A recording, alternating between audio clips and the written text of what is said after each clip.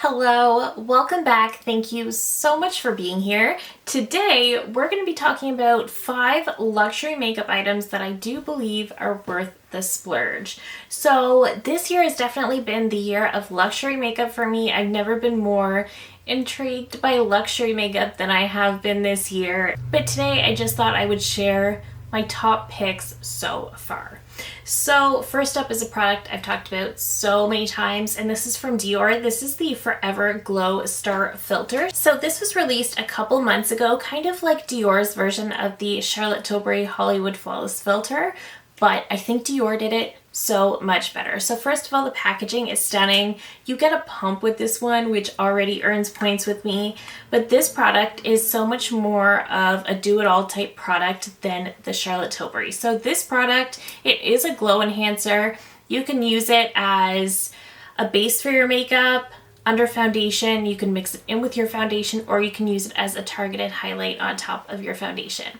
So this can be used so many different ways, and it is a lot less glowy metallic than the Charlotte Tilbury version. It still has glow to it, but it is definitely less so than the Charlotte Tilbury. I also find it to be a little bit thicker, and this product is also packed with skincare ingredients, so it definitely feels very hydrating on the skin, while just giving the skin like a natural glow from within. I used a really great moisturizer today, kind of glow. Whereas the Charlotte Tilbury I find can look a little bit more metallic. This one just gives such a beautiful look to the skin. You can wear this on its own, like I said, or you can wear it underneath your foundation, mix it in. I love to wear this underneath, which is what I've done today. Today I have this under the Hourglass Ambient Soft Glow Foundation, and I love the way it looks. I love the way my skin looks very soft, very smooth, almost airbrushed, and I think a lot of that is due to this. My skin also just feels very hydrated. I should also mention I have this in the shade 0, which is the lightest one. They have a pretty good shade range with these. I think there might be 7 or 8 shades. And I also love to use this to mix into foundations that are a little too deep for me. So the Dior Forever Glow foundation, which is very pricey, I never liked that one. Everybody told me to try it, and I think part of my problem with that foundation is the shade is a little deep. I had the shade 1N, and that does come off a little deep on my very, very fair skin.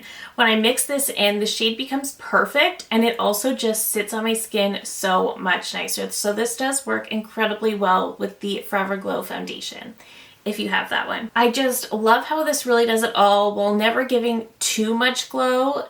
It just gives the right amount. It just makes your skin look hydrated and healthy, and I just think this is one of the best makeup products in my entire collection. I wasn't expecting to love this as much. I like the Charlotte Tilbury fine. I like the e.l.f. dupe fine, but there's something about this that I love so much, and this has quickly become, like I said, one of my absolute favorite products in my entire collection. Next, I wanted to mention the YSL Couture Mini Clutch Quad. So I only have one. I had the shade 100 Storadolls, and this is one I picked up during the Sephora savings event because I was just eyeing these up for the longest time. A lot of people were raving about them. I don't often hear a lot of people raving about luxury eyeshadow quads because you mostly hear people say that they're not worth it, they're too expensive for what they are, but I genuinely think this is worth it. First of all, you get the very expensive packaging, you get this quilting on the front, which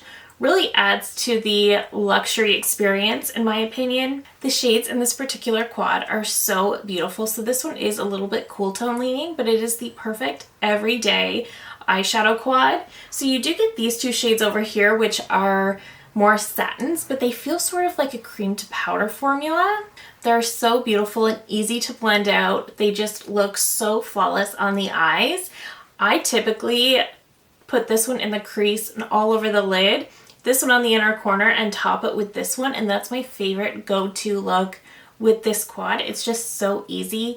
Wears all day long. It looks beautiful on the lids. The formulas are so luxurious. There's just the right amount of pigment, the blendability. Like I said, the packaging lends to the experience. I love everything about this quad. And I think I saw that they're coming out with more shade variations. So I'll probably for sure end up buying more of these. I absolutely would invest in more of these. If you were to ask me what quad I would recommend between YSL or Charlotte Tilbury, I would recommend this all day long. I like my Charlotte Tilbury quads. Some of them aren't as good as the others, but for the most part, I like my Charlotte Tilbury quads. They are more affordable than these, but I like them and they're beautiful.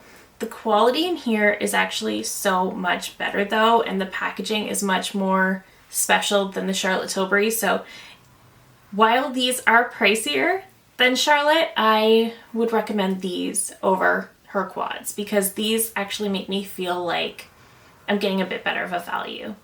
Still very, very pricey and expensive, but the value just feels better about these. Next, I have a powder I discovered this year, and this powder has been so widely talked about on the internet. Everybody loves this powder, and I thought, first of all, I don't like loose powders. Second of all, that is obscenely expensive, but I ended up doing it anyway. This is the Givenchy Prism Libre powder. I had the shade 2 Satin Blanc.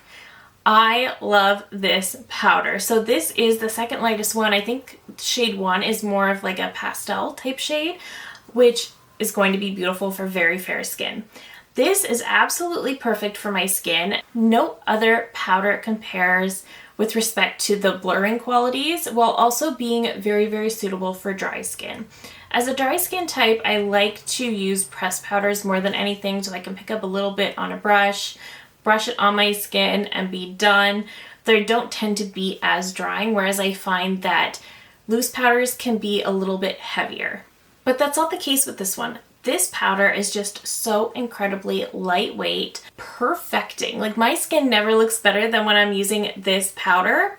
And this powder has fixed so many things for me. My skin was really going through it over the last couple months, and I would be doing my foundation and concealer and I'd still be in my head like, I don't even know why I'm trying. Everything is still very clearly showing through, but then I would add this in and everything would just look so much better. I love this powder. I like this even more than any of my other pressed powders, and I am very much a pressed powder girl. I like this better than the Charlotte Tilbury. I like this better than the Kosas. I like it better than the Pat McGrath. There's just something about how lightweight this is, how blurring it is, but also how it doesn't take all the hydration out of my very dry skin. It's just, if you are a dry skin type but you're looking for a really good setting powder, I can't recommend this one enough. Next, I wanted to mention a blush formula that I think people are pretty split on. Some people love this formula and rave about it, and some people just think it's not worth the splurge, and that's totally fine. But it all started with the Dior Rosy Glow Blush in the shade Pink. So I grabbed this one when it was incredibly popular. This shade was the shade to get. I grabbed it. I liked it. I noted that it is incredibly long wearing. If I put my blush on right now and wear it for another 10 hours for the rest of the day, it will still be on my face when I go to take off my makeup tonight. So I think that's impressive in and of itself. Aside from that, I was like, the formula's fine. It doesn't swatch well at all, but it does apply beautifully to the cheeks. And then I thought, it's pretty. I wouldn't buy another shade, but it's very pretty. And then this happened. And then this happened.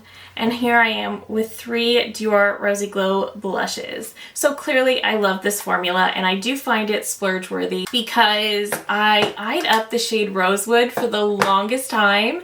And there's just something about this beautiful rosy shade that I couldn't get over. And I recently heard somebody describe this blush formula as having like a watercolor effect, and that could not be more accurate. I've always described these as looking more like a cream blush on the cheeks in the way that they apply like a powder, but then they just sort of melt into the skin and they look more like a cream than anything. So when I heard that watercolor description, that is perfect. And I love this blush. When I want a rosy blush, this is the one I go for. Again, with the long wear, but the shade of this is just so, so stunning. And the way it just melts into the skin like a cream, beautiful. And then recently they released 2 new shades for the spring. They had the Pink Lilac, and then they also had Poppy Coral. So of course I got Poppy Coral. I wasn't really into like the pinky lilac type shade, especially since I had the first pink one. And this is also really beautiful. I love this. I love a good peach blush, especially for summer, but I absolutely love this one. So this is becoming one of my favorite blush formulas, whether I like it or not. I do think they're beautiful. And again, I know some people don't think they're worth the splurge. They don't swatch well at all.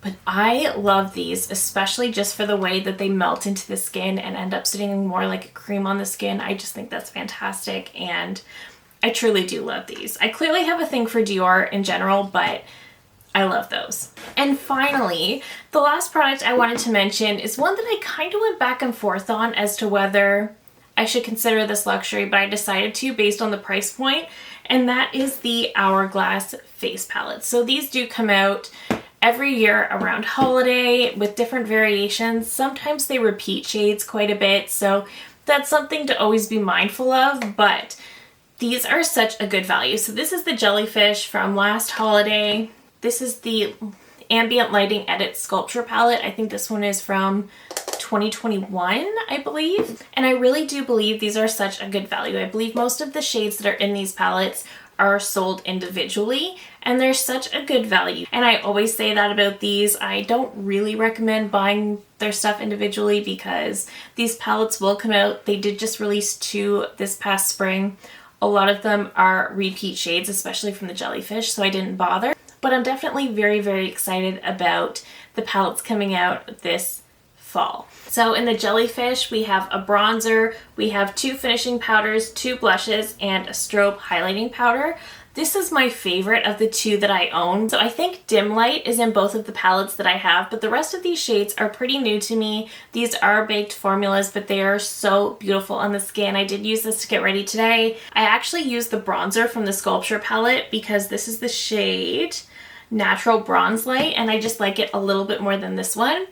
But then we have Dim Light as a finishing powder. Then we have Rose Fusion and Diffused Heat. We have Opal Strobe Light, and then we have the other finishing powder, which is Ethereal Light. So I used the bronzer from the Sculpture palette, I used a Rose Fusion for my blush, I used the highlight, and then I used this setting powder all over, and I love the way that my skin looks today. I do think I went a little heavy on the bronzer, which isn't normally my preference, but otherwise I love how these powders sort of also melt into the skin. They work so well with each other. The finishing powders just kind of melt everything in and make everything look so seamless. So up close, it doesn't really look like you're wearing a bunch of powders on your face. It could be cream, it could be anything. There is a subtle glow to them, but they're just so flawless and airbrushed looking. I just think they're so beautiful. They're so flattering, and I don't recommend buying their products individually when they have these palettes every holiday. They're just so good. They're such high quality. The last 2 years they've had an artist create more animal prints on the front, and then a portion of funds is donated, I believe. So I have really loved that as well. So I think that's a great cause.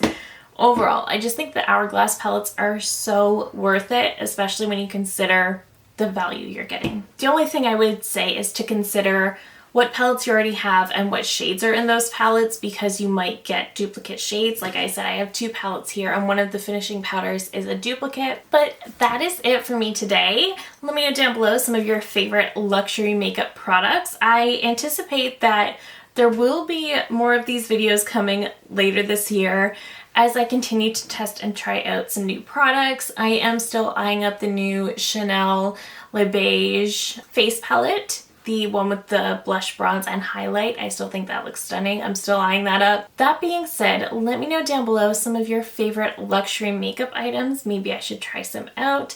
I just love hearing from you guys so much, and I love trying out some of your recommendations. So leave me those comments down below. If you're new here, I hope you'll consider subscribing before you go. I do upload new videos every single week. Thank you again so very much for watching, and I will see you in my next one. Bye!